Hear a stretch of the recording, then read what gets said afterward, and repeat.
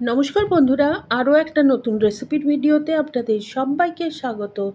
আজকে তৈরি করছি পোস্ত দিয়ে চিচিঙ্গা আলু ভাজা।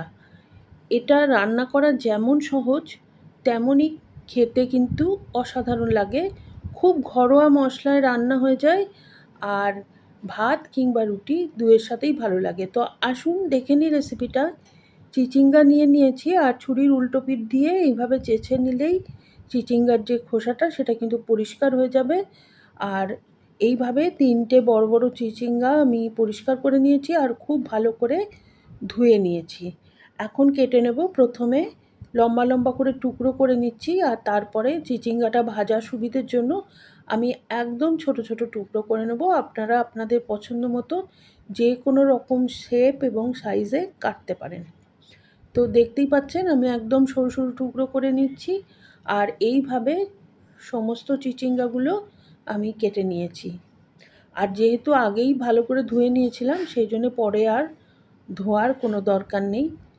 সব চিচিঙ্গা কাটা হয়ে গেছে। এখন আমি দুটো মিডিয়াম সাইজ আলু সরু সরু লম্বা লম্বা পাতলা পাতলা করে কুচি করে নিয়েছি, যেভাবে আমরা আলু ভাজার আলু কাটি সেই রকমভাবে।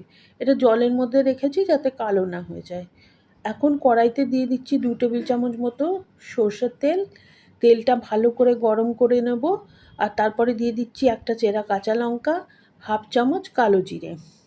কালো জিরে এবং কাঁচা লঙ্কাটা সুন্দর ভাজা হয়ে গেলে দিয়ে দিচ্ছি 8-10 কোয়া রসুন পাতলা কুচি করে নিয়েছি। আপনারা চাইলে গ্রেট করেও দিতে পারেন। রসুনটা একদম ব্রাউন করে ভাজবো না, তবে একটুখানি ভাজা ভাজা হয়ে গেলে জল ঝরিয়ে রাখা আলুর টুকরোগুলো দিয়ে দেবো। আর আঁচ এখন হাইতে আছে। ভালোভাবে 2 মিনিট নাড়াচাড়া করে ভেজে নেব। এতে করে আলুর একটুখানি কালার চলে আসবে গায়ে। আর তারপরে দিয়ে দেবো আন্দাজ মতো হলুদ। হলুদ দিয়ে আরও মিনিট খানেক ভেজে নেব।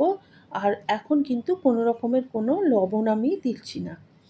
দিয়ে দিচ্ছি হাফ চামচের থেকেও কম ঝাল লঙ্কার গুঁড়ো, হাফ চামচ কাশ্মীরি লঙ্কার গুঁড়ো। এটা সম্পূর্ণই অপশনাল, আপনারা চাইলে স্কিপ করতে পারেন। আমি কালার আনার জন্য দিলাম। আর ভালোভাবে ভেজে নিয়েছি। এখন দিয়ে দিলাম একটা বেশ বড় সাইজের পেঁয়াজ কুচি করে রেখেছিলাম সেইটা। পেঁয়াজ কুচিটা দিয়ে তার সাথে দিয়ে দিয়েছি একটা লঙ্কা, সেটাকেও কুচি করে নিয়েছি। এটা সম্পূর্ণ অপশনাল, আপনি কেমন ঝাল খাবেন সেই অনুযায়ী নির্ভর করে দেবেন কিংবা নাও দিতে পারেন। ভালোভাবে সব কিছু মিশিয়ে নিচ্ছি। আর তারপরে আলুটা এখন প্রায় 50% কুক হয়ে যাওয়ার পরে আমি দিয়ে দিচ্ছি কেটে রাখা চিচিঙ্গার টুকরোগুলো। একদম হাই হিটে আলুর সাথে মিশিয়ে 2-3 মিনিট ভেজে নেব। চিচিঙ্গার মধ্যে কিন্তু প্রচুর পরিমাণে জল থাকে, তো জল বেরোতে থাকবে, সেই জন্য আঁচটাকে বাড়িয়ে দিয়েছি। আর অল্প সময় নাড়াচাড়া করে মিশিয়ে নেওয়ার পরে আঁচটা কমিয়ে মিডিয়াম টু লো করে দিয়ে ঢাকনা দিয়ে 5 মিনিট রান্না হতে দেবো। আর তার মধ্যে আমি একটা মশলা বানিয়ে নিচ্ছি।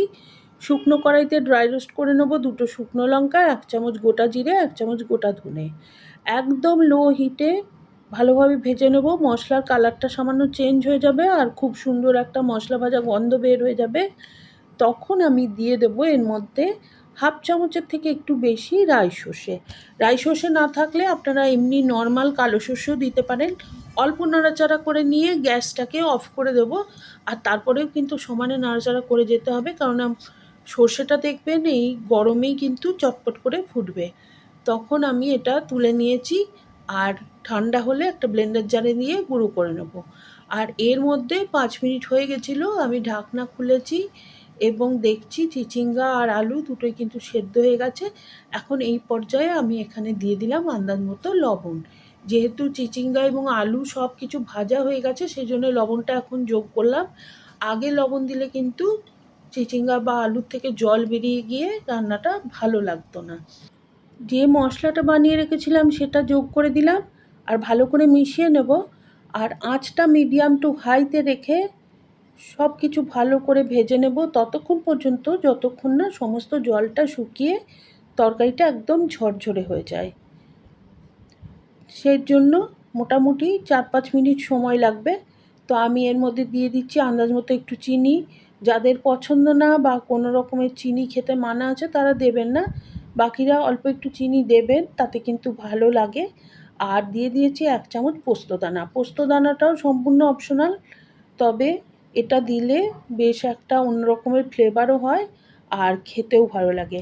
পোস্ত দানাটা দিয়ে ভালো করে নাড়াচাড়া করে মিশিয়ে নিয়ে এখন আমি সমস্ত মিশ্রণটা যতক্ষণ না একদম ঝরঝরে শুকনো টাইপের হচ্ছে ততক্ষণ রান্না করে নেব। এতে করে ভাজা পোস্তর একটা সুন্দর গন্ধ আসবে আর তারপরে পরিবেশন করে দেবো।